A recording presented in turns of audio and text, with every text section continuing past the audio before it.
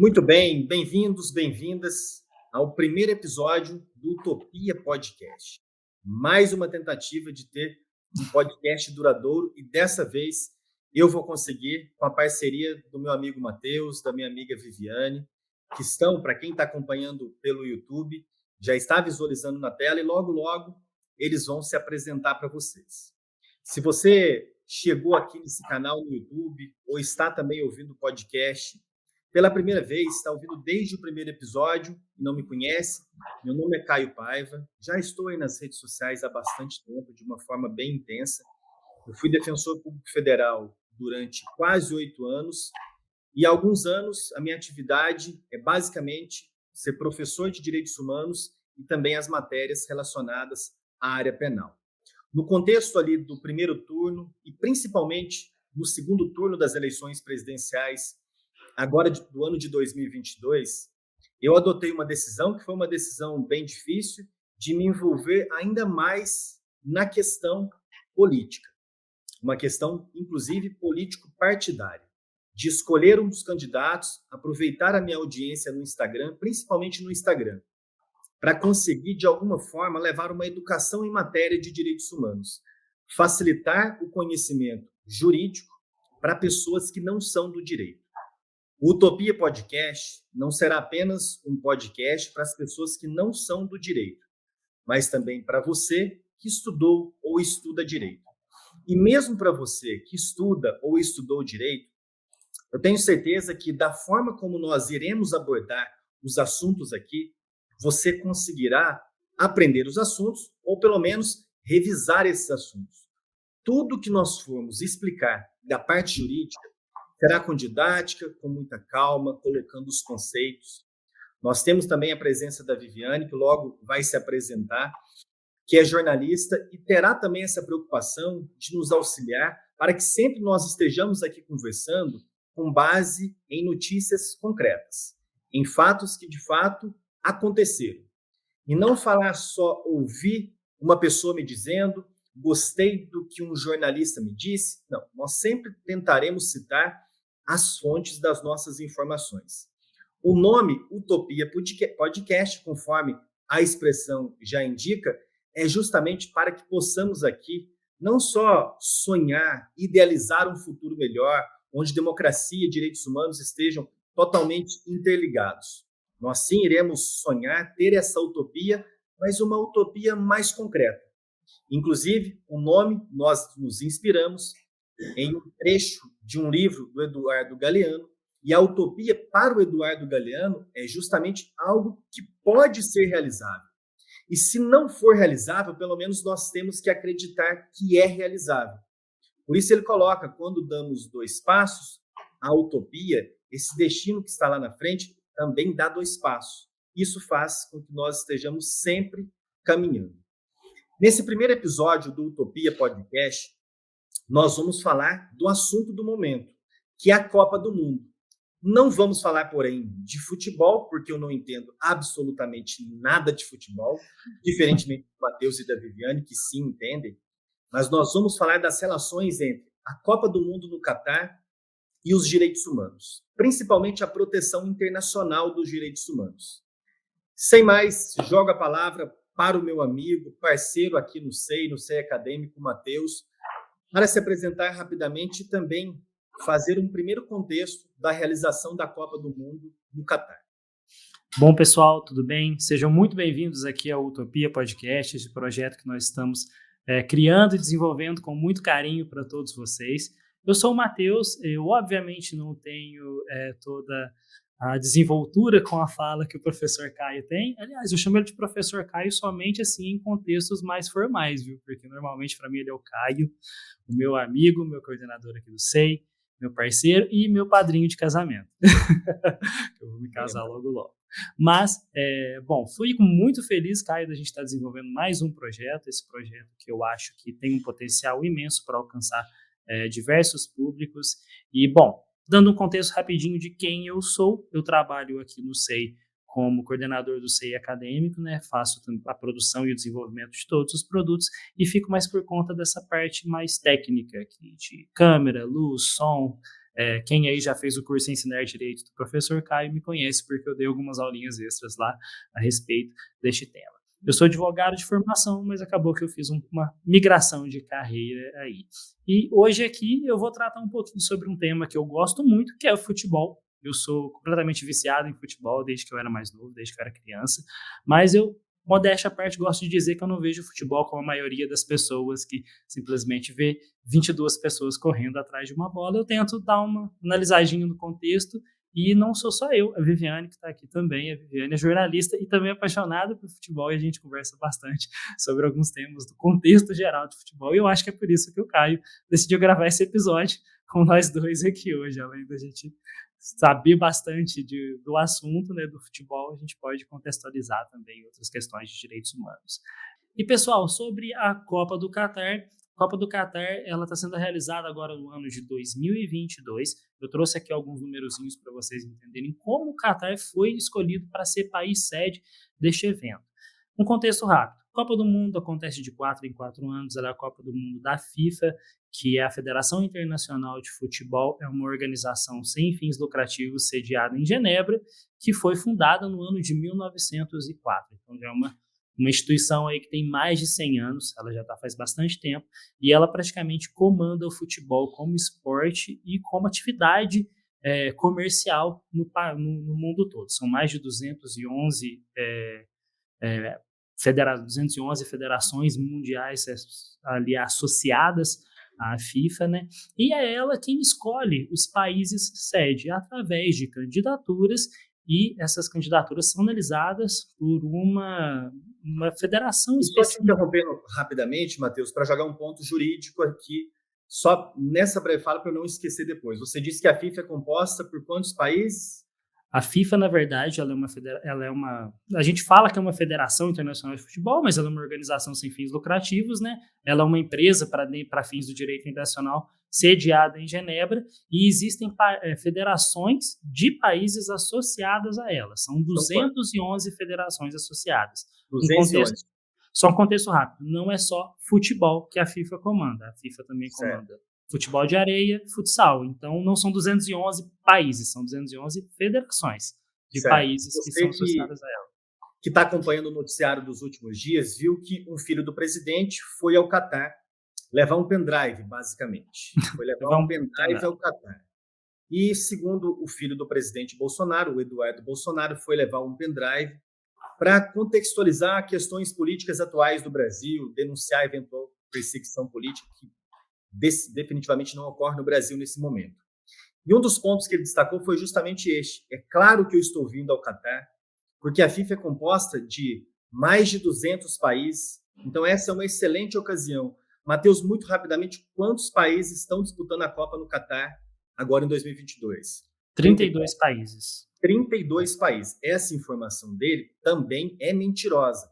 Embora a FIFA seja composta por mais de 200 países, ele disse: estou indo lá porque a FIFA é, inclusive, maior do que a Organização das Nações Unidas. De fato, possui mais países membros. Nesse exato momento, a Organização das Nações Unidas conta com 197 ou 198 países. Mas a ida dele ao Catar, no máximo ele vai se encontrar, então, com um líder de 30 e poucos nações. Segue adiante para finalizar o contexto e já manda depois para a Viviane.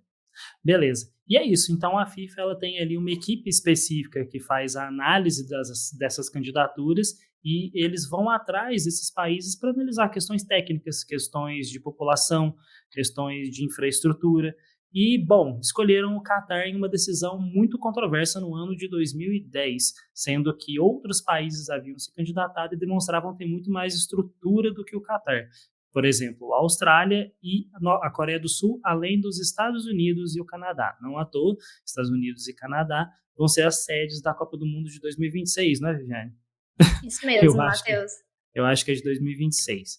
Mas, então, e aí eles escolheram o Catar em uma decisão muito controversa, em que uma investigação do jornal, só confirmando a fonte, que o Caio quer que a gente cite bastante as fontes, The Sunday Times apurou em 2014, houveram ali problemas de propinas árabes e tal, que o Catar realizou o pagamento para poder ser escolhido à frente destes outros países como sede da Copa. Isso aconteceu no ano de 2010, a investigação que eu estou citando é do ano de 2014. A gente vai colocar, é claro, as fontes e a descrição aqui dessa investigação para vocês verificarem depois na descrição do episódio.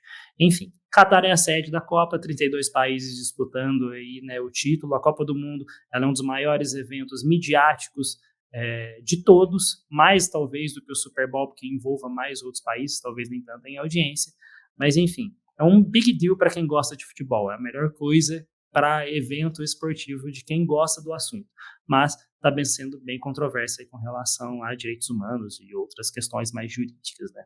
Enfim, agora eu passo a palavra para a Viviane vai falar um pouquinho para vocês a respeito dos fatos e dados, né? E além disso vai se apresentar.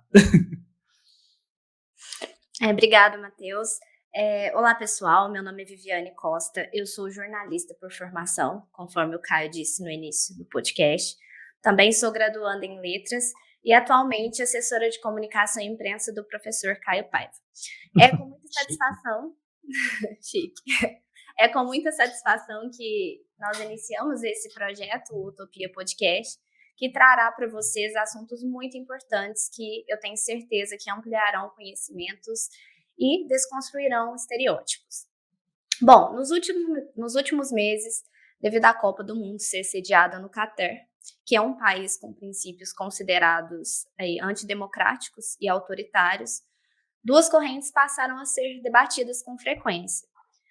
O universalismo versus o relativismo cultural. Mesmo que as pessoas muitas vezes não saibam a nomenclatura correta, alguns defendem que não é possível estabelecer um conceito único de moral, que é a ideia defendida pelo relativismo cultural. Dessa forma, o conceito único de moral não permite que exista um padrão universal de direitos que assegurem a dignidade humana. Já o universalismo, ele pressupõe que os direitos humanos são extensivos a todos os seres humanos, sem exceção, independente do gênero, da orientação sexual, da nacionalidade, credo, condição social ou cor. Assim, o conceito de universalismo e relativismo cultural me lembra muito, e eu quero até questionar isso com o Caio, se está correto o meu raciocínio, mas a ideia de ética versus moral, porque a moral ela é mutável, ela pode variar, né?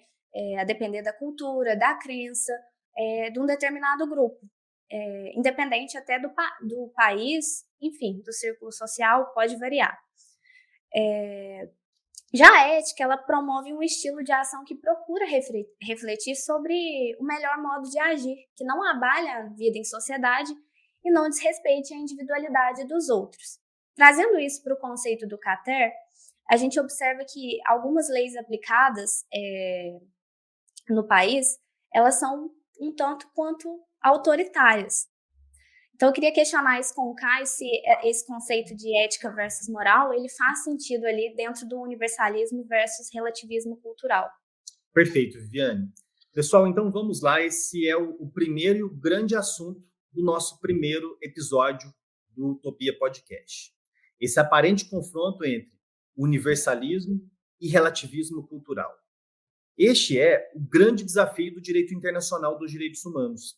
Quem já teve aulas comigo, seja na pós-graduação do SEI ou no meu curso de Direitos Humanos pelo SEI Acadêmico, bem lá no início do curso nós estudamos essa aparente oposição. De um lado, o universalismo, de outro lado, o relativismo cultural. O direito internacional dos direitos humanos ele tem esse grande desafio, ser universal na diversidade. E a partir disso nós chegamos à seguinte questão. O universalismo, ele elimina a diversidade cultural. O universalismo dos direitos humanos é uma perspectiva que considera o seguinte: há direitos humanos universais, independentemente do país, da região e da cultura local. Há direitos humanos que devem ser respeitados igualmente no Brasil, na África do Sul, nos Estados Unidos, na Venezuela, na Cuba e no Catar. Não são todos os direitos humanos. Alguns direitos humanos constituem uma agenda mínima. E essa agenda mínima dos direitos humanos, ela foi principalmente estabelecida na Declaração Universal dos Direitos Humanos de dezembro de 1948. Você que está aqui nos acompanhando, que nunca leu a Declaração Universal, você vai levar 3, 5 minutos no máximo para fazer uma leitura da Declaração Universal. Já fica como uma espécie de primeiro dever de casa após esse podcast. E eu já deixo o seguinte desafio para você. Faça uma leitura da Declaração Universal dos Direitos Humanos e tente encontrar um único direito humano que lá está previsto que você ficará com um pouco de dúvida. Poxa, será que isso deve de fato ser respeitado em todos os países do mundo? Será que isso não agride uma cultura local e essa cultura local deva sim ser preservada? Deixo ainda, para que eu não me esqueça depois, um livro sobre o assunto, que é um livro escrito pelo saudoso professor, faleceu recentemente, José Augusto Lindgren Alves, um diplomata brasileiro. E o livro tem o seguinte título: É Preciso Salvar os Direitos Humanos. Nós ainda falaremos sobre esse livro em outros episódios do nosso podcast. Eu tenho algumas divergências com o autor em alguns assuntos, mas em um ponto ele acerta bastante, que é a defesa do universalismo.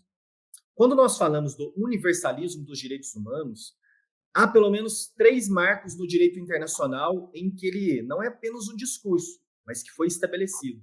A Declaração Universal de 48. E depois, nas décadas de 60 e 90 do século passado, o universalismo foi proclamado como discurso oficial nas 2 conferências mundiais de direitos humanos.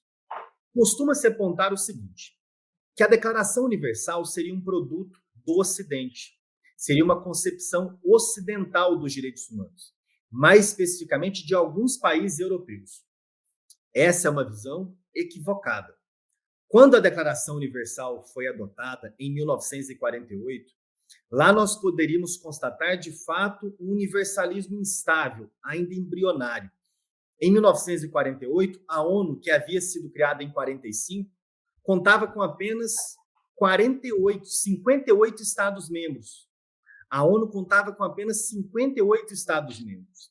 Já em 1993, na segunda Conferência Mundial de Direitos Humanos, a ONU, celebrando novamente a Declaração Universal, já contava com 170 países membros, quando aprovaram um documento com o seguinte título: Programa de Ação para a Promoção e Proteção dos Direitos Humanos. Neste momento, quando a ONU contava com 170 países membros, o artigo 1º deste documento consagrou o seguinte: a natureza universal destes direitos humanos e liberdades é inquestionável. De qualquer forma, quando aprofundamos um pouco mais, há sim alguns autores que, embora não concordem com a perspectiva do relativismo cultural, o relativismo cultural, muito basicamente, a Viviane também já antecipou uma parte muito importante, ele significa que os direitos humanos não são universais, que cada país, cada região, cada continente, cada localidade pode ter interpretações diferenciadas sobre os direitos humanos essenciais, principalmente no que diz respeito a minorias vulnerabilizadas e ao chamado direito antidiscriminatório. Para, de alguma forma, superar esse possível ou suposto confronto entre universalismo e relativismo, foi surgindo nos livros, principalmente nos livros de sociólogos, filósofos do direito, algumas perspectivas intermediárias. A primeira perspectiva que eu cito, e para quem nos acompanha, que estuda para as provas de concurso, em que são cobrados os direitos humanos, isso cai bastante. Essa primeira perspectiva é sustentada por um grande sociólogo português chamado Boaventura de Sousa Santos. O Boaventura de Sousa Santos utiliza a expressão hermenêutica diatópica. É uma expressão um pouco confusa e, no sentido mais literal, vejam que isso faz um pouco de sentido. Hermenêutica diatópica significa, basicamente, aquilo que varia conforme a geografia. A hermenêutica diatópica, de acordo com Boaventura, se traduz numa ideia de que os valores de determinada cultura são tão incompletos quanto a própria cultura considerada em si mesma. Boaventura ainda diz: para que um diálogo intercultural possa ocorrer, é preciso que se tome consciência dessa incompletude mútua da cultura. A hermenêutica diatópica, de acordo com Boaventura, exige, então, uma produção de conhecimento, aqui nas palavras dele, coletiva, participativa, interativa e intersubjetiva, baseada em trocas cognitivas e afetivas que avançam por intermédio do aprofundamento e da reciprocidade entre elas. Tá bom, Boaventura, mas e o Catar? O que nós fazemos com a cultura do Catar e de outros países do Oriente Médio e também de outras regiões do mundo? Nas palavras do Boaventura, ele escreve muito bem, é um grande autor, mundialmente conhecido. Mas se nós vamos torcendo o texto, no final, não temos a resposta. Boaventura, o que fazemos com a cultura do Catar? Ele não traz essa resposta. Outro que não traz essa resposta é um grande autor, um espanhol, chamado Joaquim Herrera Flores. Também um discurso muito bonito, de ser estudado, mas muito difícil de ser implementado. O Herrera Flores, e é fácil de entender isso, ele coloca que os direitos humanos são um processo de luta por dignidade da pessoa humana que pode variar conforme a cultura. Tá bom, pode variar um pouco mesmo. O Herrera Flores e depois as expressões mais estranhas que aparecerem, ou inusitadas, ou expressões que não são tão usuais que aparecerem no nosso podcast, nós teremos também alguma forma de consolidarmos elas para vocês. O Herrera Flores defende o chamado universalismo de confluência ou de chegada. Vejam que interessante. Os direitos humanos são universais. Mas como que nós produzimos o universalismo? Como que nós produzimos a afirmação de que um direito humano é universal? Isso é imposto? Isso é produzido somente na Europa? Os países de outras regiões do mundo são convidados a discutir a formação de um direito humano de fato universal? Herrera Flores entende. O universalismo deve ser de confluência ou de chegada. Nós vamos alcançar o universalismo mediante um processo de diálogo intercultural. Nas palavras do Herrera Flores, um universalismo impuro, de contrastes, de intercruzamentos, que não inibe a diferença nem a supervaloriza. Por isso, Herrera Flores critica o que ele denomina como sendo um universalismo de partida. O Herrera Flores ainda apresenta algumas críticas à perspectiva multicultural, que para ele seria um universalismo de retas paralelas. Nesse processo de construir o que são os direitos humanos universais, haveria tantas retas paralelas que isso dificultaria a construção de um direito humano universal. Tá bom também, Herrera Flores, mas o que fazemos com o Catar? Nós respeitamos ou não respeitamos a cultura do Catar? As perspectivas filosóficas e sociológicas sobre o multiculturalismo, numa perspectiva ainda mais relativa, ou melhor dizendo, uma perspectiva de melhor acolhimento, o interculturalismo, elas são discursos sociológicos, filosóficos muito bonitos de serem lidos, mas não encontram uma correspondência na resposta que nós estamos buscando. O que vamos fazer com a cultura do Catar? E estes autores, eles ainda ignoram toda a produção normativa do direito internacional e, principalmente, a jurisprudência do direito internacional. A jurisprudência dos órgãos e tribunais internacionais de direitos humanos não ignora as culturas. Há uma ampla jurisprudência, por exemplo, sobre povos indígenas, na Corte Interamericana de Direitos Humanos. E não é uma jurisprudência desprezando a cultura, muito pelo contrário, é uma jurisprudência celebrando e protegendo a cultura. Mas antes de te passar a palavra, Matheus, nós chegamos agora em um ponto muito problemático, que é o seguinte. Estamos aqui em consenso que alguns aspectos da cultura do Catar são inadmissíveis, são intoleráveis, principalmente na perspectiva de discriminar pessoas que pertencem a grupos vulnerabilizados, em especial mulheres e LGBTQIA+. Mas como fazemos para mudar isso? O direito internacional dos direitos humanos, assim como o direito internacional de um modo geral, ele dispõe de pouquíssimos mecanismos coercitivos, compulsórios. Não dá para a ONU aterrissar no Catar e dizer, a partir de amanhã não é mais assim que funciona. A partir de amanhã, mulheres têm os mesmos direitos que os homens. A partir de amanhã, não é mais crime ser homossexual. A partir de amanhã, a relação entre casais do mesmo sexo não pode ser mais criminalizada. Isso, felizmente ou infelizmente, não existe. E não existindo esse processo da construção de uma cultura de direitos humanos, já que ele não será imposto pela Organização das Nações Unidas, ele será feito aos poucos, mediante um diálogo cooperativo entre as Nações Unidas e o Catar, que é uma nação independente, e principalmente também, Matheus e Viviane, a partir de um florescimento de uma cultura interna de respeito aos direitos humanos. Se a população, numa perspectiva majoritária, não compreende a importância do respeito aos direitos humanos de pessoas que integram grupos vulnerabilizados, os governantes tampouco terão a iniciativa de assim fazer. Uma última frase, já coloco, retornando para o Matheus ou para a Viviane. Na história dos direitos humanos, de um modo geral, e majoritariamente, a população sempre esteve ao lado do apoio às violações de direitos humanos. Eu não conheço a cultura política do Catar, mas eu suponho que a população, de um modo geral, já internalizou esses valores hiperconservadores, esses valores que integram o pensamento de uma extremíssima direita.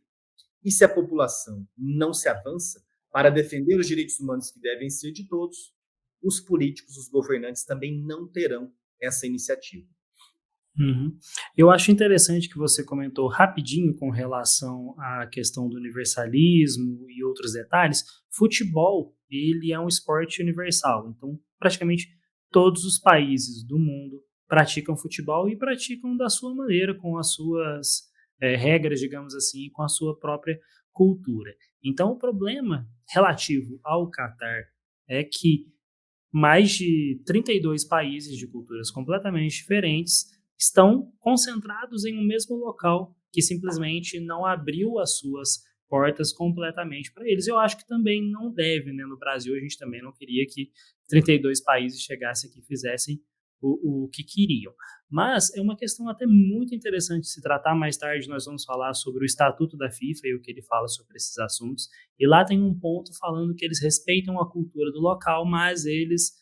acima de tudo, um dos objetivos do Estatuto em si é proteger os direitos humanos e proteger as diversidades, né? E aí, diversidades, eles não mencionam o que dentro do Estatuto. Daqui a pouco a gente vai falar um pouquinho melhor sobre esse assunto. A questão, mais em si, sobre essa diversidade é este ponto de que o Catar, ele não respeita algumas determinadas minorias de forma mínima. E sobre isso, acho que a Viviane pode falar um pouco melhor para a gente sobre os fatos ali. E é justamente isso que você colocou. Não respeita as minorias de forma mínima. Não se está pedindo muito. Não se pede muito. Se pede o respeito mínimo. Por isso eu reitero a orientação para que faça uma leitura da Declaração Universal. O texto da Declaração Universal não ressalta direitos humanos que não podem ser respeitados em todos os lugares do mundo. E o que mais pega, Matheus e Viviane, o que mais pega, direitos iguais entre homens e mulheres.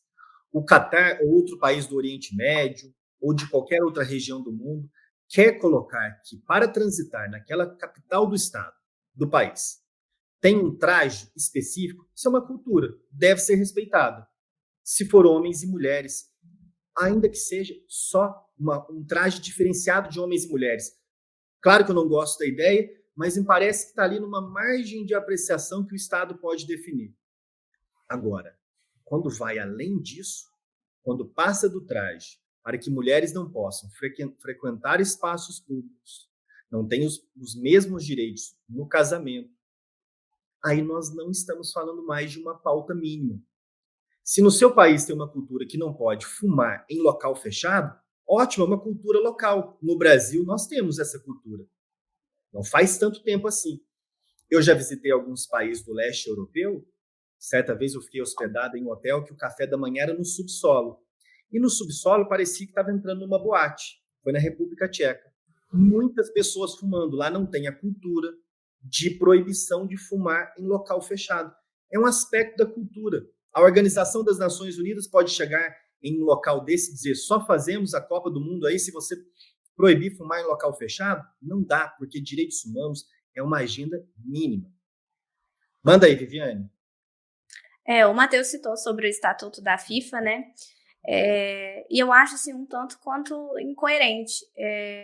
Está descrito isso no Estatuto da FIFA, e ela, recentemente, no dia 21 de novembro, né, proibiu que os capitães das seleções europeias, em específico Inglaterra, País de Gales, Bélgica, Holanda, Suíça, Alemanha e Dinamarca, utilizassem as braçadeiras multicoloridas One Love, que defende os direitos das minorias, em específico da comunidade LGBTQIA+.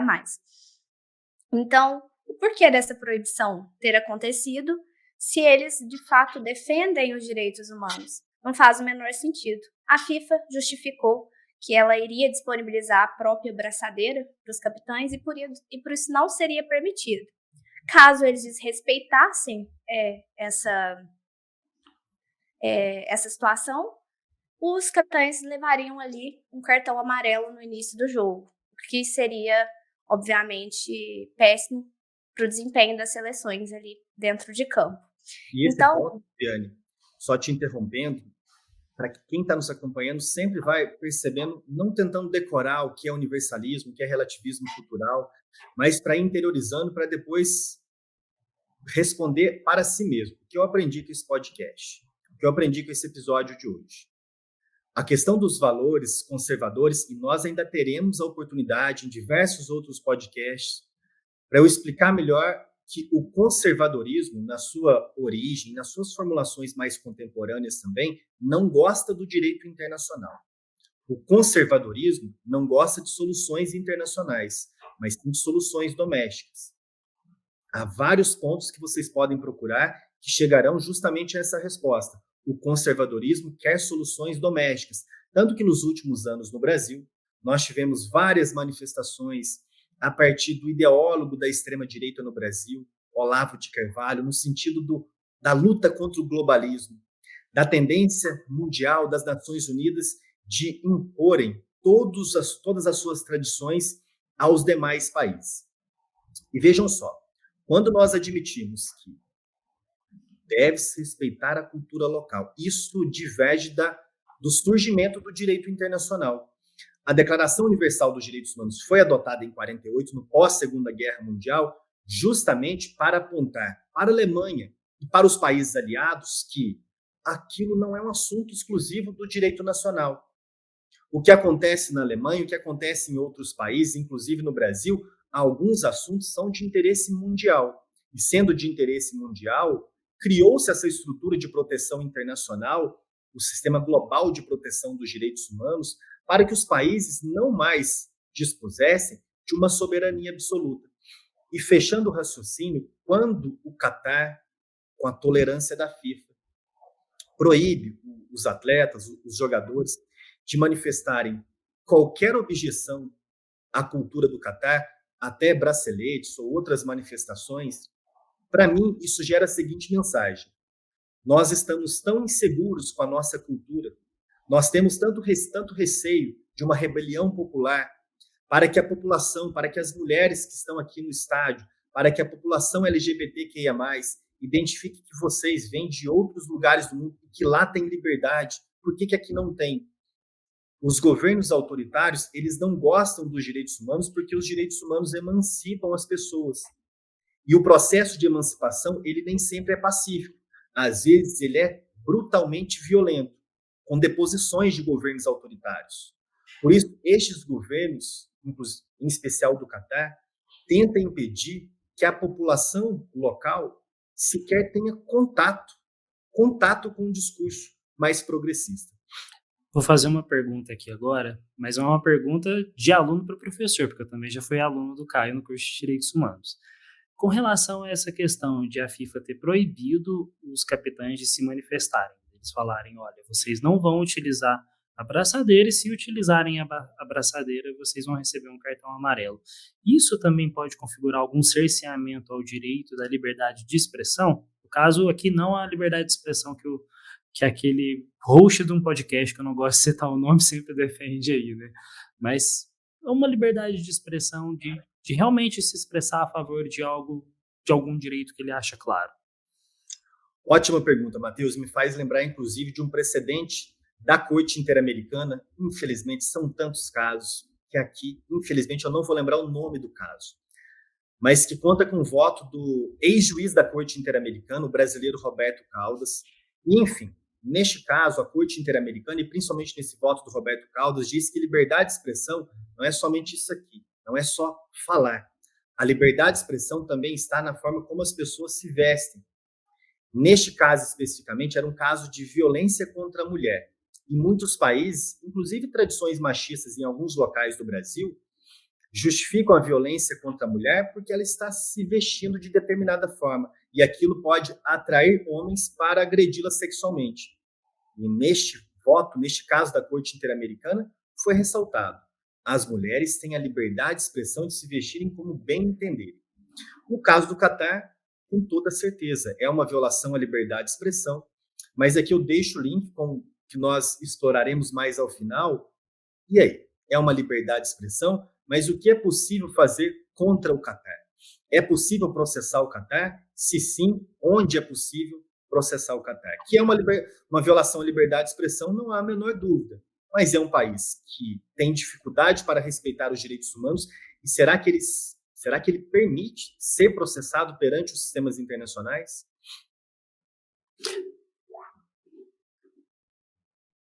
E aí?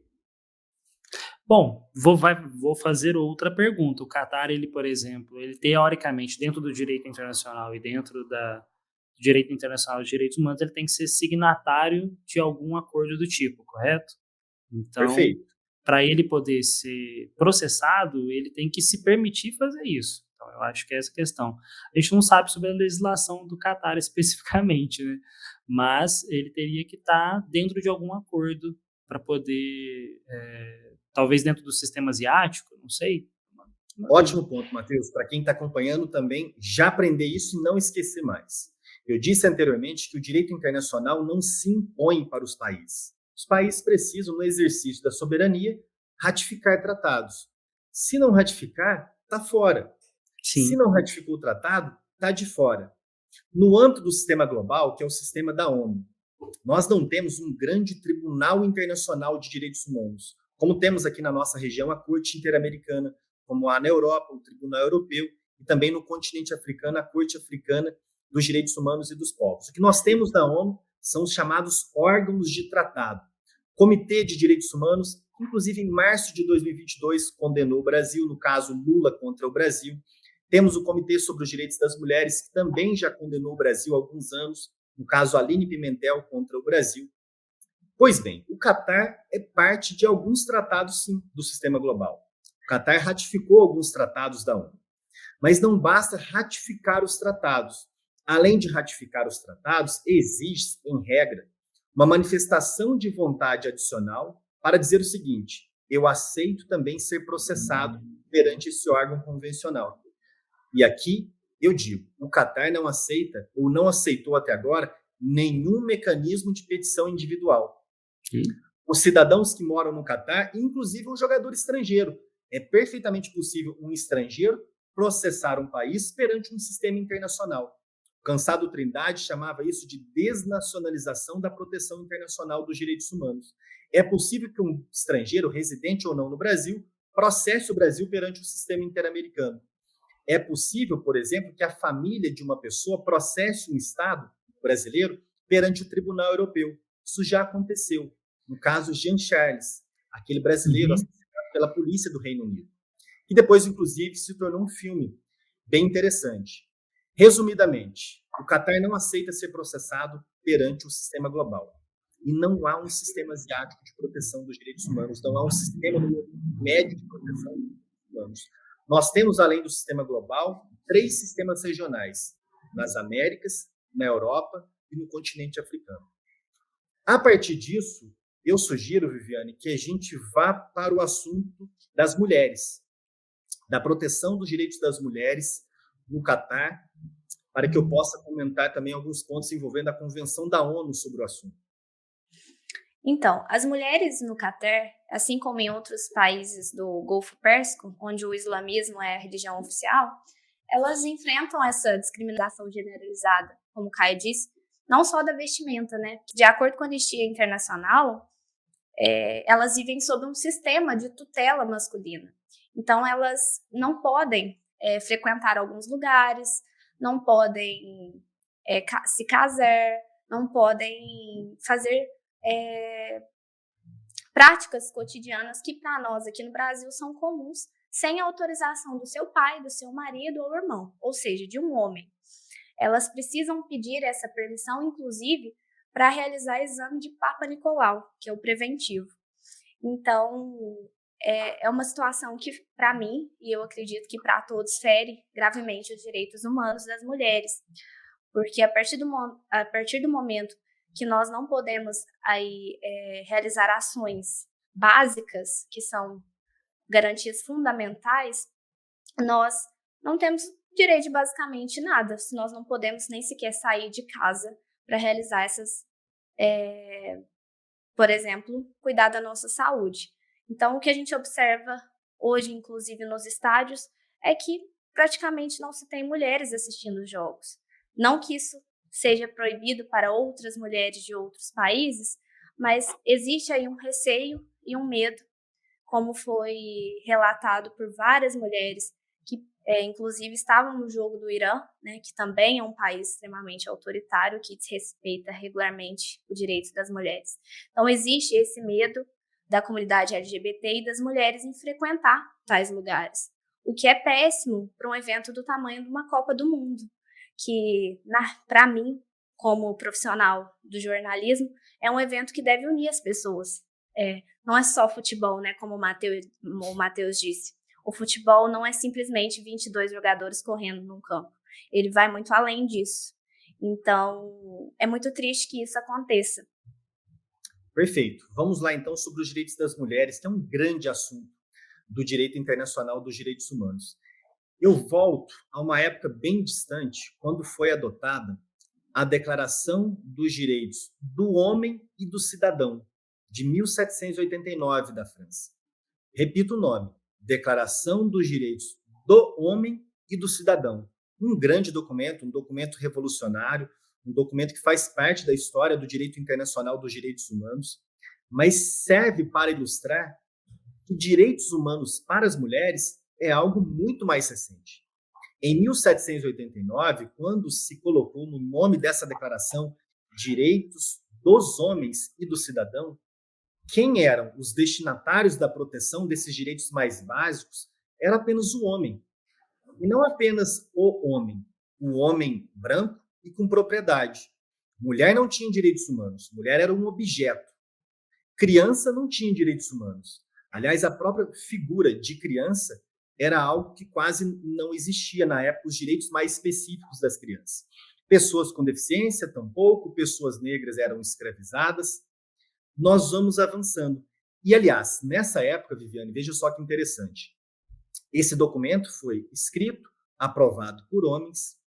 Uma ativista, feminista, escritora francesa chamada Olympe de Gouges, ela ficou indignada com aquilo.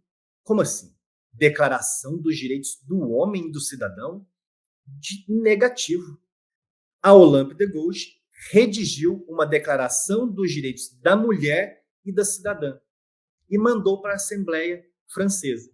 O documento, é claro, foi rejeitado, o documento não foi aprovado naquela ocasião, mas acabou sendo um dos primeiros manuscritos, pelo menos mais formais, de uma história dos direitos das mulheres.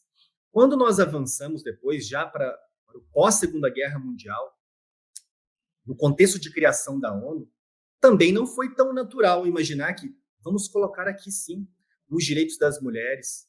Não. Isso decorreu, veja só que interessante, a importância das mulheres ativistas na história dos direitos humanos, a partir da liderança de feministas latino-americanas, lideradas por uma brasileira, chamada Berta Lutz. Vocês encontram na internet facilmente imagens, fotos muito interessantes, emblemáticas da Berta Lutz, rodeada de homens, em 1945, quando estava sendo discutido o texto da Carta das Nações Unidas. E essa brasileira, liderando um conjunto de também feministas ativistas latino-americanas, lutou e conseguiu fazer inserir na Carta da ONU a igualdade de gênero, que depois também foi replicada na Declaração Universal das Nações Unidas. Há, inclusive, um ótimo documentário, não me recordo agora, mas tudo que eu não me recordo, depois a Viviane esclarece e coloca nas notas do podcast. O documentário ou da HBO ou da Amazon, acredito que seja da HBO. Um documentário sobre a história da Berta Lutz. Acredito que seja A Mulher na Carta da ONU. Isso é algo histórico. Quando que nós, no ensino médio, Matheus, ouvimos o nome da Berta Lutz? É uma brasileira que fez inserir a igualdade de gênero na década de 40 do século passado, na Carta da ONU. Um documentário produzido não por brasileiros, mas sim por mulheres do exterior, celebrando a história dessa brasileira. Eu acredito que quase todas as pessoas no Brasil, infelizmente, sabem quem é Damares. Mas quase ninguém sabe quem foi Berta Lutz, que tem uma biografia muito bonita. Pois bem, ainda sobre esse assunto. Na Organização das Nações Unidas, foi adotado um tratado temático sobre os direitos das mulheres, que é a Convenção Internacional sobre os Direitos das Mulheres. O Catar ratificou esse tratado. O Catar ratificou o Tratado sobre os Direitos das Mulheres, mas fez reservas. Tá lembrado o que é uma reserva, Matheus? Alguns pontos em que talvez eu não vou levar tão a fundo assim. É isso? Mais ou menos isso. Mais ou menos isso. A reserva é o seguinte: o Estado pega um tratado, olha e faz o seguinte: vou ratificar, mas não concordo com tudo. Eu não concordo, tem 10 artigos, eu não concordo com o artigo 2º e o artigo 4º. Estou ratificando só os demais 8 artigos. Parece estranho isso ser admitido no direito internacional. Como que se admite reserva a um tratado sobre direitos das mulheres? O ideal seria, tem que ratificar na íntegra. O ideal. Mas o direito internacional dos direitos humanos, ele não é idealizado, ele é pragmático. Se nós colocássemos Catar, somente é possível ratificar tudo, ou está fora, ele estaria fora. E o direito internacional quer ir trazendo aos poucos os estados para essa cultura de respeito aos direitos humanos. Por isso que é possível a reserva. E o Brasil, vejam só, o Brasil também fez reserva a esse tratado. Aliás, a Convenção da ONU sobre Direitos das Mulheres é o tratado com mais reservas que nós temos nas Nações Unidas. O Brasil assinou esse tratado na década de 80 e somente em 1994 ele retirou as reservas. É possível retirar as reservas depois. E essas reservas, elas incidiam principalmente sobre 2 artigos. O artigo 15, até anotei aqui para ler para vocês: os Estados partes reconhecerão à mulher a igualdade com o homem perante a lei. O Brasil não aceitou isso. Em 1981, o Brasil não aceitou. Quem era o presidente em 1981? Nós estávamos ali na transição do governo ditatorial, preparando para a democracia, mas ainda sob governo militar. Em Em 1994, o Brasil retira a reserva. O Catar ainda não retirou as reservas. O artigo 16. Os Estados partes adotarão todas as medidas adequadas para eliminar a discriminação contra a mulher em todos os assuntos relativos ao casamento e às relações familiares, e, em particular, com base na igualdade entre homens e mulheres, assegurarão, e ali são elencados, vários direitos das mulheres. Essa é, talvez, a principal manifestação de uma cultura tradicional e conservadora em matéria de direitos humanos: a distinção de homens e mulheres. Acho que sobre direitos das mulheres, Viviane, o que tinha do componente mais jurídico para a gente ressaltar é o absurdo da cultura do Catar, que nós não podemos relativizar. Quando muitas pessoas perguntam, me mandaram na caixinha do Instagram, nós devemos respeitar? Não, nós não devemos respeitar a cultura do Catar. Mas não respeitar não é chegar no Catar e impor uma outra cultura. Não é assim que funciona. Não respeitar é trabalhar da forma como podemos, ou simplesmente manifestando que essa cultura é absurda. Não se pode relativizar. Quando nós relativizamos e colocamos, pessoal, isso é a cultura do Catar. Lá a mulher tem uma importância menor do que o homem. E está tudo bem. Quem diz isso? Quem diz isso lá no seu íntimo, talvez gostaria de viver em um local parecido com o Catar. Porque quem está convencido de que mulheres e homens devem ter exatamente os mesmos direitos, somente pode olhar para o Catar e não tolerar essa cultura de violação dos direitos das mulheres. A partir daqui, Viviane e Matheus, acho que nós podemos ir para um assunto bem interessante também, que são os direitos trabalhistas no Catar, que foi algo bastante comentado agora também na Copa do Mundo. É um assunto, assim, bem complicado, né? A Viviane pode falar um pouquinho melhor, porque ele é divergente em diversos pontos.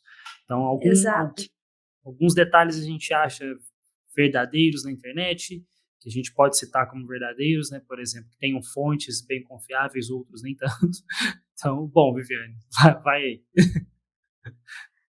Mais uma vez, a FIFA e o Qatar divergem nesse sentido, né? O chefe da organização da Copa do Mundo do Qatar, de acordo com o G1, ele afirmou na terça-feira, dia 29,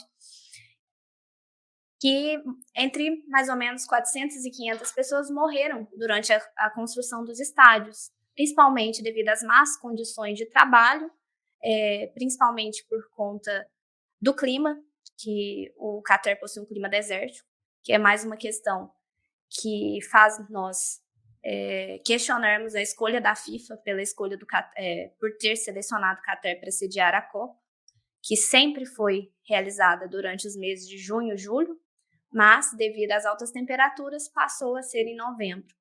Mais um questionamento dessa seleção, né, Matheus? Uhum. Então, sobre isso, o chefe da organização da Copa do Qatar falou exatamente isso. No entanto, a FIFA, mais uma vez, disse que, de acordo com o G1 também e a CNN, não foi exatamente assim, que esses dados eles não são verdadeiros.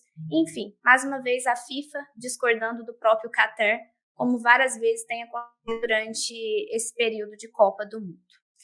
Sobre isso, Caio, eu queria que você explicasse para a gente um pouco melhor como são os direitos trabalhistas, se existem esses direitos trabalhistas no Qatar. O que a gente sabe também é que a maioria da mão de obra do país, ela é composta por imigrantes que vivem, de acordo com alguns dados, em situações aí alarmantes. Perfeito. Vamos lá. Veja só que interessante para a gente começar a falar dos direitos trabalhistas no Catar. Quando nós estudamos a história do direito internacional dos direitos humanos, costuma-se apontar 3 precedentes ou antecedentes internacionais mais relevantes que ocasionaram a construção dessa estrutura internacional, que é o direito internacional humanitário, basicamente o componente de direitos humanos na guerra. Inclusive, na guerra, deve-se respeitar direitos humanos. Um segundo antecedente do direito internacional dos direitos humanos seria a Liga das Nações. Logo, comentarei também um pouco sobre ela. A Liga das Nações é, resumidamente, um laboratório para a posterior criação da Organização das Nações Unidas. E um terceiro e último antecedente é justamente a Organização Internacional do Trabalho. Antes que fossem estabelecidos direitos mínimos para as mulheres, crianças, pessoas negras ou de outros tratados temáticos, antes disso, a primeira matéria que alcançou esse nível de normatização no direito internacional, de estabelecer padrões mínimos, foi justamente os direitos trabalhistas. E isso no âmbito da OIT. A Organização Internacional do Trabalho, ela foi criada inicialmente como uma agência especializada da Liga das Nações. A Liga das Nações era uma organização internacional intergovernamental, ou seja, formada por países, que foi criada no contexto do encerramento da Primeira Guerra Mundial. Ela estava prevista lá num dos capítulos do Tratado de Versalhes, de 1919. A Liga das Nações, porém, isso não é assunto do nosso podcast, ela não deu certo, por variadas razões. A Europa estava em flagelos, Estados Unidos era uma potência em ascensão na época, e não ratificou o Tratado de Versalhes. A Liga das Nações não deu certo, tanto que eclodiu a Segunda Guerra Mundial. Com a Segunda Guerra Mundial, principalmente no contexto posterior à Segunda Guerra, é criada uma organização internacional mais sólida, com mais países, que é a Organização das Nações Unidas. A ONU acolhe a OIT. A OIT, que era uma agência especializada da Liga das Nações, passou a ser uma agência especializada da Organização das Nações Unidas. Pois bem, no âmbito da OIT, ela possui uma Constituição da Organização Internacional do Trabalho, E, além disso, possui dezenas de convenções de tratados temáticos, muitos tratados importantes estabelecendo direitos mínimos dos trabalhadores. O Brasil é parte de várias dessas convenções da OIT. E o Catar também é parte de algumas. Eu fui no site da ONU e trouxe a anotação para vocês que o Catar já ratificou 6 convenções da OIT. Uma sobre trabalho forçado, abolição do trabalho escravo, discriminação no emprego e ocupação, idade mínima, piores formas de trabalho infantil e, finalmente, inspeção do trabalho. Mas vejam só, no âmbito da Organização das Nações Unidas, quando um Estado viola um direito humano previsto em um tratado, em regra há um órgão, como no caso do presidente Lula. Ele processou o Brasil perante o Comitê de Direitos Humanos, que é um órgão específico de um tratado, o Pacto Internacional sobre Direitos Civis e Políticos. Quando é violado um direito trabalhista previsto em uma convenção da OIT, não há um órgão específico para receber essas denúncias. Por isso, trabalhadores do Catar, sejam estrangeiros ou nacionais, não dispõem de um órgão no sistema da Organização Internacional do Trabalho para denunciar uma violação de uma das convenções da OIT. Avançando sobre esse ponto, pesquisando um pouco mais, eu me deparei com o chamado sistema Kafala no Catar. Segundo esse sistema Kafala, pelo menos algum dos pontos mais problemáticos dele é a exigência de uma permissão do empregador para o empregado mudar de emprego. E isso, é claro, cria ou criava situações de muita exploração da mão de obra do trabalhador. Esse sistema Kafala, de acordo com o que eu pesquisei no site da OIT, que é um site muito confiável, ele foi alterado no ano de 2020. E, aparentemente, esse elemento do sistema Kafala, ele foi abolido e já faz um tempo que os trabalhadores podem mudar de emprego mediante um aviso prévio, como temos aqui no Brasil, de 30 dias, no Catar, salvo engano, de 2 meses. Neste mesmo documento da OIT, é alertado que os trabalhadores migrantes ainda sofrem muitas discriminações, que os trabalhadores migrantes ainda não sabem de todas as possibilidades de liberdade de mudar de emprego. Aqui eu adiciono mais um componente jurídico interessante. Existe um tratado na ONU justamente sobre os direitos humanos dos trabalhadores migrantes, que é a Convenção Internacional sobre a Proteção dos Direitos de Todos os Trabalhadores Migrantes e Membros das Suas Famílias. O Catar não ratificou esse tratado. O Brasil também não assinou e também não ratificou. A ratificação é uma etapa posterior. Primeiro começa com a assinatura. O Brasil não assinou até hoje esse tratado. Interessante observar também que a lei do Catar não permite que trabalhadores estrangeiros formem ou participem de sindicatos, o que fragiliza também bastante a possibilidade de negociação dos trabalhadores migrantes do Catar. Eu havia notado também algumas informações sobre as mortes, sobre os feridos. Pesquisei, assim como o Matheus, a Viviane, em diversos noticiários, no site da Organização Internacional do Trabalho. A estatística mais confiável que eu localizei foi uma que aparentemente pegou somente o ano de 2020, quando, imagino, os estádios já estavam numa etapa de finalização. E nessa estatística, só de 2020, 50 trabalhadores morreram e mais de 500 ficaram gravemente feridos. Este relatório da Organização Internacional do Trabalho, porém, identificou lacunas na coleta de dados sobre mortes e lesões relacionadas ao trabalho. E o interessante, Matheus e Viviane, eu coloquei lá no início que o direito internacional ele não é imposto ao país. E nós estamos aqui a todo momento criticando a cultura do Catar e, é claro, todos nós agora, em outro momento, também nos indignamos de ter sido o Catar escolhido para sediar a Copa. Mas esse processo de exposição internacional, embora a Organização das Nações Unidas e também embora a FIFA não tenham avançado tanto para exigir mais, segundo o que consta no noticiário da ONU sobre o Catar, segundo o que consta nos relatórios da OIT sobre o Catar, isso melhorou alguns pontos do país. Essa maior exposição internacional fez, inclusive, ser criada recentemente uma justiça do trabalho, que não existia no Catar. O que era um absoluto pesadelo de violação dos direitos humanos, parece que melhorou pelo menos um pouco com a estruturação de mais acesso à justiça no Catar. Por isso, na pior das hipóteses de ter sido escolhido o Catar, parece que alguns pontos da estrutura de proteção nacional dos direitos humanos foram mais abertos para uma atuação da ONU, um diálogo mais cooperativo das Nações Unidas, da OIT, com o sistema interno do Catar. Neste relatório da OIT, ela encerra colocando o seguinte: a Copa do Mundo não é a linha de chegada. Além da Copa do Mundo, a OIT continuará a trabalhar com o governo, trabalhadores e empregadores para apoiar ainda mais o alinhamento das leis e práticas do Catar com os padrões internacionais de trabalho. Bom, sobre a questão dos direitos trabalhistas, acho que nós fizemos aqui um bom panorama. Para onde vamos agora, Matheus? Partimos para o final? Ou tem mais algum tópico que vocês querem conversar? A gente comentou rapidamente sobre a questão da LGBTQIA+, sobre toda a discriminação que acontece no Catar em relação ao tema. Então, eu gostaria de perguntar para você, ver se a Viviane conseguiu algum dado, alguma coisa assim, sobre como que é realmente essa questão, não só da comunidade LGBTQIA+, e todos os problemas que eles sofrem no Catar, mas se existe algum sistema de proteção que pode auxiliar essas minorias, não somente no Catar, mas também em outros países asiáticos, a qual existe esse grande problema aí, que a gente pode entender.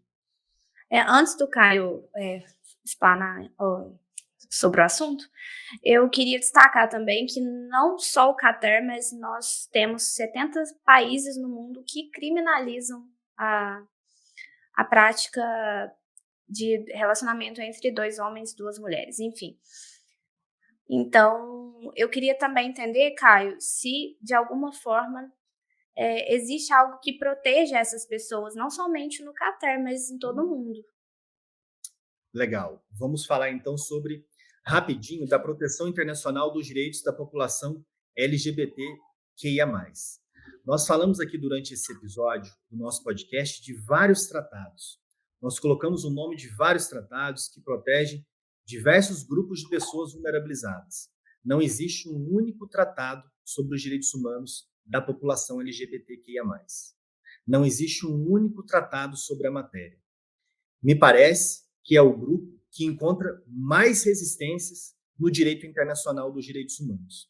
O que nós temos no cenário internacional é um documento de natureza soft law. Para você que não é do direito, a própria expressão já indica que seria um direito leve, uma expressão mais literal, não hard law, que é um tratado. Tratado é vinculante. Um documento soft law é um documento que não possui todo um processo mais formal de elaboração. Há vários documentos de natureza soft law no direito internacional que auxiliam, sim, na proteção internacional e na proteção nacional dos direitos humanos. Em se tratando dos direitos humanos da população LGBTQIA+, o documento soft law que eu mencionei são os princípios de Yogyakarta. Princípios de Yogyakarta. Eles já foram adotados há algum tempo, mais recentemente eles receberam mais 10 princípios, de modo que o seu nome foi alterado para Princípios de Yogyakarta mais 10, algo nesse sentido. Este documento também eu recomendo muito que vocês leiam. É um documento elaborado não por países, mas sim por estudiosos. Por isso, este é um ponto que encontra muita resistência em relação aos princípios de Yogyakarta. No Brasil, o STF, o STJ, Supremo Tribunal Federal, Superior Tribunal de Justiça, já citaram várias vezes os princípios de Yogyakarta. Cito um exemplo que consta em uma decisão muito importante do ministro Roberto Barroso no STF. De acordo com os princípios de Yogyakarta, um homem trans ou uma mulher trans deve ter a possibilidade de se manifestar quando será privado de liberdade, se deseja ficar em um estabelecimento prisional masculino ou feminino. Ele tem que pelo menos se manifestar. Isso não significa que uma pessoa trans vai ficar, vamos imaginar uma mulher trans. Uma mulher trans se podemos colocar assim, na origem, no começo da sua vida, um homem do sexo biológico. E vamos imaginar que ocorreu uma transformação da identidade de gênero e agora se tornou uma mulher trans.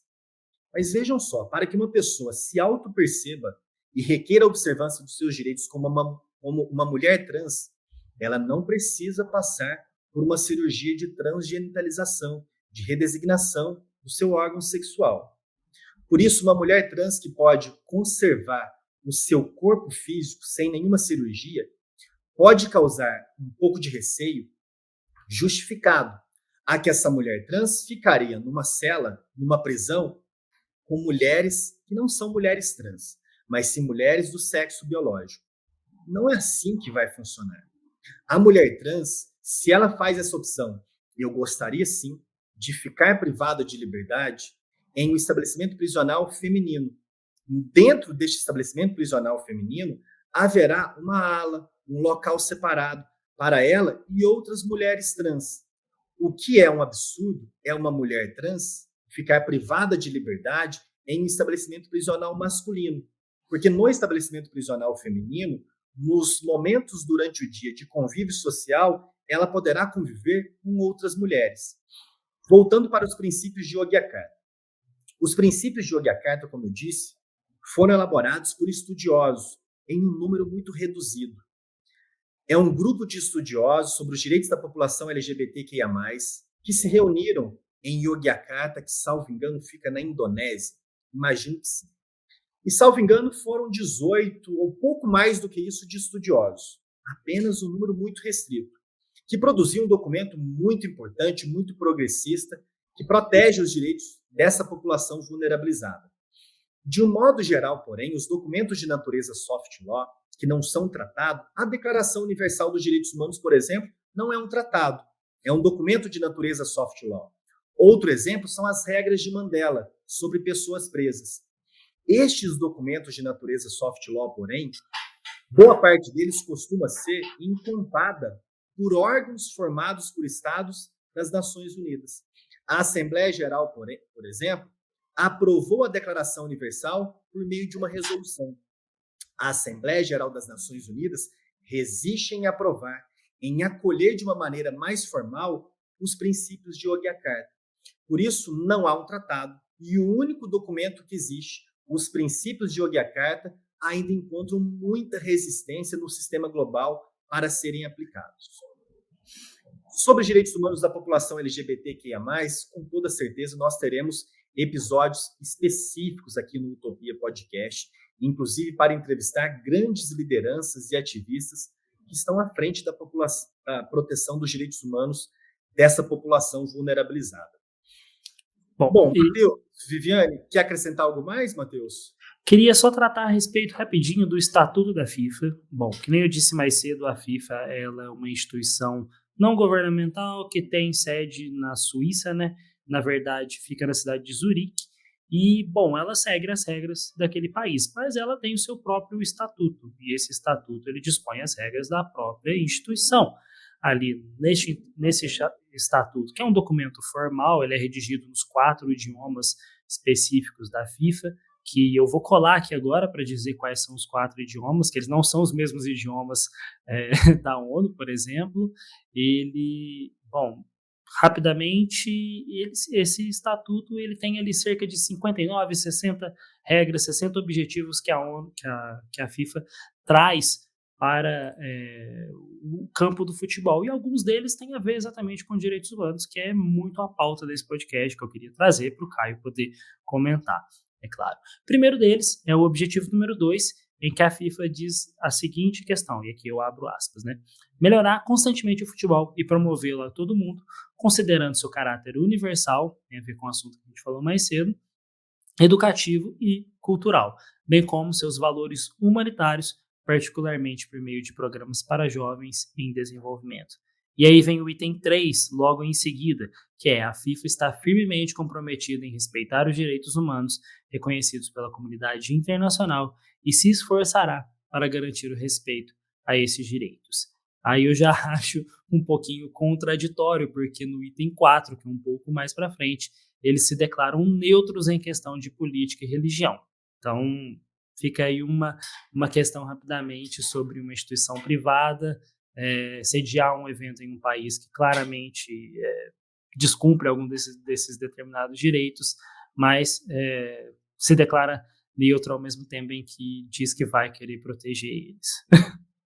E, Caio, uma pergunta, o Catar ele pode ser processado por algum órgão, por alguma entidade, por algum outro país? Como que funciona? Perfeito. Então, isso, muito bom você trazer esses pontos do Estatuto da FIFA, que me permite comentar rapidamente sobre o assunto de empresas e direitos humanos. Já vimos que o Catar não é possível denunciá-lo perante os órgãos de tratado do sistema global, porque ele não aceitou nenhum desses mecanismos de petição. Então, em resumo, não é possível processar o Catar perante os órgãos de tratado da ONU. Sobre esse ponto que você colocou, Matheus, que é importantíssimo, é a relação de empresas e direitos humanos, mais um componente bem jurídico para você que sendo ou não do direito, para você aprender com esse nosso podcast. O direito internacional dos direitos humanos, até agora, ano de 2022, ele é predominantemente estatocêntrico. O que significa isso? Só é possível processar países perante os órgãos de tratado e perante os tribunais internacionais. Não é possível processar, por exemplo, perante a Corte Interamericana de Direitos Humanos, uma empresa multinacional ou uma empresa nacional. Também no sistema global isso não é possível, mas isso vem sendo discutido já há algumas décadas no contexto da Organização das Nações Unidas. Principalmente, vejam só que interessante e que problemático, algumas empresas multinacionais possuem um valor de mercado superior ao PIB de vários países. Empresas multinacionais podem ameaçar os direitos humanos, às vezes mais do que alguns países. Vejam todo o contexto agora que está no entorno do Elon Musk, com a questão da rede social do Twitter, e o que a quantia bilionária que ele possui consegue interferir nos rumos, por exemplo, da liberdade de expressão e do discurso de ódio. Isso tem também uma grande conexão com a proteção ao meio ambiente. Nós tivemos nos últimos anos no Brasil o rompimento de barragens causados por ação ou por omissão de empresas, não empresas do Estado, empresas privadas. Não é possível processar uma empresa perante o direito internacional, mas isso vem sendo discutido e quem quer uma leitura para depois desse podcast, eu recomendo um outro documento de natureza soft law, esse mais formalizado no contexto da ONU, que são os princípios de HUD. Princípios de HUD ou de HUD foram elaborados por um professor de direito chamado John Hood, e esses princípios foram aprovados pelo Conselho de Direitos Humanos das Nações Unidas. Nestes princípios, nesse documento, são estabelecidos as obrigações de direitos humanos das empresas. E a partir desses princípios, iniciou-se o debate para se chegar a um determinado momento para a superação do dogma estatocêntrico e ser possível processar não só o Brasil perante o sistema internacional, mas processar também uma empresa. Atualmente, é possível processar o Brasil se ele tolerou uma violação de direitos humanos causada por uma empresa. Isso ocorreu, por exemplo, no caso dos trabalhadores da fábrica de fogos de Santo Antônio de Jesus contra o Brasil. Ocorreu a explosão de uma fábrica, uma empresa privada. Violou inúmeros direitos humanos dos trabalhadores, inclusive crianças. O Brasil foi processado, não porque ele causou a explosão, não porque ele não contava com uma normativa interna sobre a fabricação de fogos artificiais. Ele já contava, mas sim porque ele descumpriu com o seu dever de fiscalizar a execução daquela atividade perigosa. Princípios de John Hood seria mais uma leitura que eu deixo aqui a minha recomendação. Matheus, eu coloco agora uma pergunta para você, para a Viviane, depois eu volto respondendo e já encerro com a nossa utopia do podcast de hoje. Jogador de futebol deve, não deve, pode, não pode se manifestar politicamente? Ou o papel dele é só levar a bola de um canto até o outro canto e fazer um gol? Pergunta rápida, resposta rápida.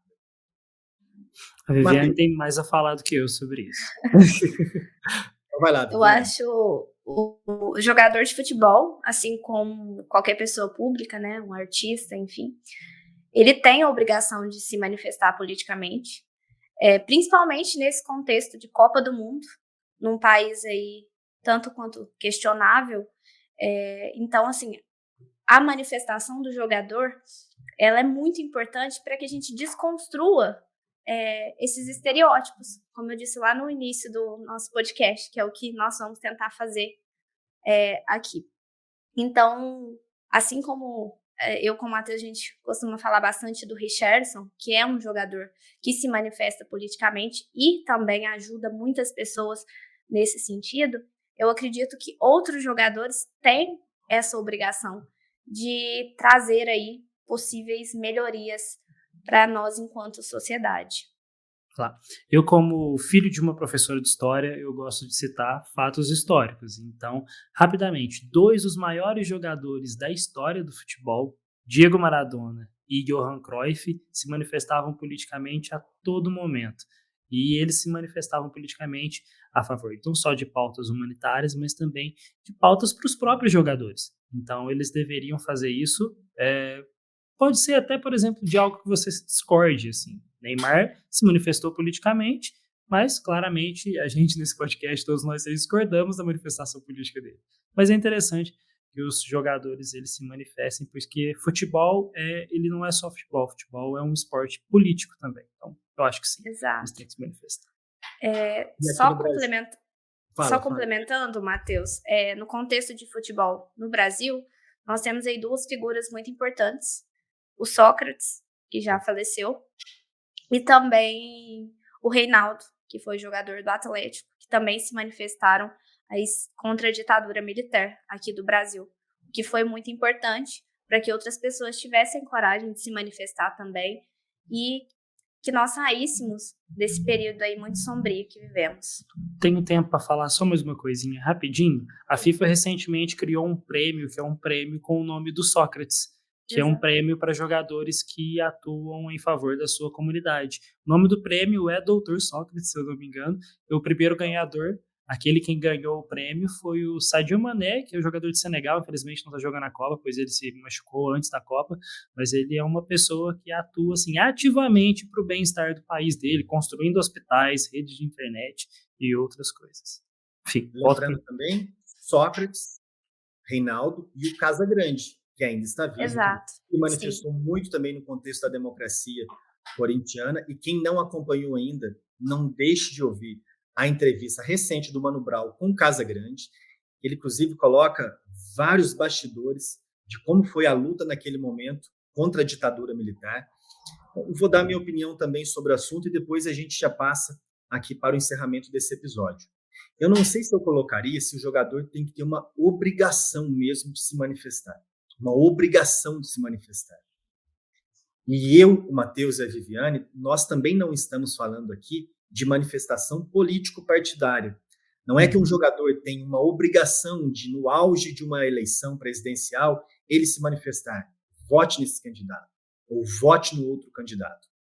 Mas política não se confunde com política partidária. A política partidária, ela também é muito importante. Nós precisamos também acabar com esse preconceito em relação à política partidária. É bom apoiar um candidato. É bom estar ao lado de um candidato e não do lado de outro. Faz parte. Faz parte torcer para um candidato em detrimento do outro candidato. Mas se manifestar sobre assuntos de política, e a Copa do Catar está nos colocando também, deixando mais claro que futebol também é política. Quando um jogador não consegue usar um bracelete, isso é política. Quando um jogador não consegue usar uma camiseta e fazer qualquer tipo de manifestação, isso é política.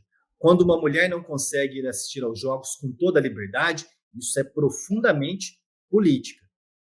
E quando nós não estamos falando só de candidatos, o que nós estamos falando, pelo menos o que eu tento falar nesses últimos tempos, e aqui eu trago a questão do Neymar. O Neymar escolheu se manifestar. Ninguém impôs para ele. Ninguém ligou para ele e falou, Neymar, aqui é da Receita Federal. Não, isso é mentira, não tem nada. Ninguém ligou para ele e falou, Neymar, tem que me apoiar. Neymar, tem que apoiar o meu pai, o presidente Bolsonaro. Imagino que ninguém fez isso. Foi uma opção dele. A opção tem consequências. Sim. A opção dele tem consequências. E a pessoa que apoia uma figura, inclusive apoiou no auge da pandemia, não é como apoiar qualquer presidente. Não é como apoiar qualquer político. Exato. Não é como apoiar o Aécio e não a Dilma, o Serra e não o Lula. Não é apoiar o Fernando Henrique. É apoiar o presidente Bolsonaro, que você que está chegando hoje nesse podcast, aqui nós temos um lado, não é o lado de um partido. É um lado da defesa dos direitos humanos. E o Bolsonaro foi a negação absoluta dos direitos humanos. O Neymar fez uma escolha. Ele terá as consequências da sua escolha. Ele fez uma escolha profundamente política. Ele quis se manifestar. E ele apoiou um político. Isso não significa que ninguém deve desejar que o Neymar se lesione, que não se recupere de uma lesão. Nós precisamos, nesse contexto de uma utopia, tentar, ainda que seja difícil em alguns momentos, ter mais empatia, inclusive com as pessoas que nós não temos naturalmente uma simpatia. Mas pelo menos a empatia, nos colocar no lugar do outro e não desejar esse mal. Ainda bem que o Lulu Santos, já um filósofo, há muito tempo já disse, não desejamos o mal a quase ninguém. Há algumas figuras, para além do Neymar que ele apoiou, está tudo bem. E quem não quer se manifestar, também, Matheus e Viviane, quem não quer se manifestar e não quis se manifestar nos últimos anos, os jogadores, eles devem também pensar que a não manifestação é uma manifestação. É uma manifestação. Porque não existe neutralidade. Imagine que vocês já ouviram aquele ditado que diz que a pessoa é tão rica, mas tão rica, que ela só tem dinheiro. E tem jogador que é tão bom de bola, mas tão bom de bola, que ele só sabe chutar a bola. Ele não vai aquela frase, né? Mais nada. É aquela frase, se você é neutro em situações de injustiça, você está do lado do opressor. Então, a partir do momento que você não se manifesta nesse sentido, principalmente no contexto Copa do Mundo no Catar, você está aí contribuindo, talvez, com a perpetuação dessa cultura do Catar. Então, assim, a partir do momento que a Alemanha ou qualquer outro país tente se manifestar, pode ser que algum dia o Catar reflita sobre essas ações, como o Kai já citou, que tem acontecido gradativamente, né? Perfeito, excelente. Bom, nós vamos tentar deixar, se não em todos, pelo menos em quase todos, uma utopia objetiva ao final. A utopia que nós construímos a partir do diálogo sobre esse assunto é uma utopia bem concreta, profundamente realizável, não precisa de grandes arranjos da sociedade, que seria eventos como a Copa do Mundo, como as Olimpíadas e outros espetáculos mundiais de esportes. A nossa utopia é que a Organização das Nações Unidas celebre uma espécie de acordo ou tratado. Também é possível celebrar tratado entre uma organização internacional intergovernamental. Não seria muito bem um tratado, vamos colocar como um convênio, uma convenção.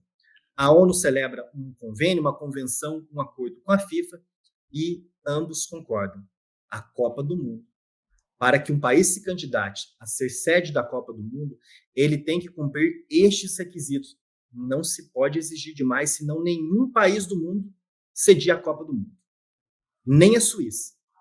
Não se pode exigir demais. Não se pode exigir somente vamos sediar a Copa do Mundo em um país em que não haja fome, em que há escola pública para todas as crianças, em que a universidade pública está profundamente interiorizada no país. Não se pode pedir demais, infelizmente. Este é um país utópico. Aí é uma utopia para muito distante.